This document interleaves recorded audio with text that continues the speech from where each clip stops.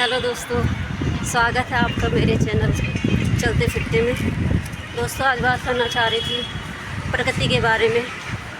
पेड़ पौधे और जो प्रकृति हमारे जीवन का आधार होते हैं, ये तो हम सभी जानते हैं।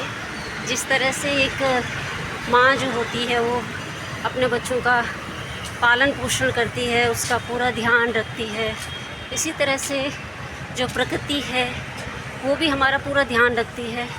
प्रकृति जो है हमें शुद्ध वायु, शुद्ध जल और एक अच्छा जीवन प्रदान करती है।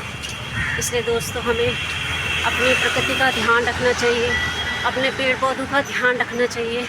और दोस्तों, आपने देखा होगा जब भी थोड़ी बारिश होती है ना, तो प्रकृति कितनी सुंदर लगती है। इसलिए हमें प्रकृति का ध्यान रखना चाहिए, उसका मान सम्मान करना चाहिए। दोस्तों, भी हमारे देश में अमरनाथ यात्रा चल रही है और अमरनाथ गुफा में जो प्राकृतिक शिवलिंग बनता है ना, वो दोस्तों सिर्फ 5-6 दिन में ही पूरी तरह से पिघल गया है। आपने कभी इस बारे में सोचा है कि वो इतनी जल्दी क्यों पिघल गया है?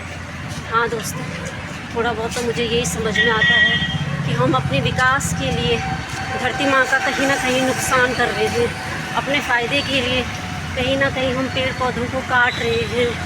तो दोस्तों, हमें पेड़ पौधे काटने नहीं हैं, उनको ज़्यादा से ज़्यादा लगाना है। पेड़ पौधे भी एक तरह से पता क्या होते हैं, जैसे इंसान होते हैं ना, वैसे ये पेड़ पौधे भी होते हैं।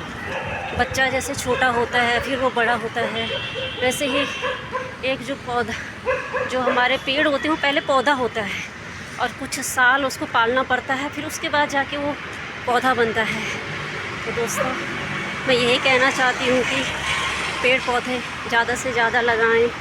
ये हमारी प्रकृति का एक अंग है और हम जो इंसान हैं ना, हम भी प्रकृति के बच्चे ही हैं।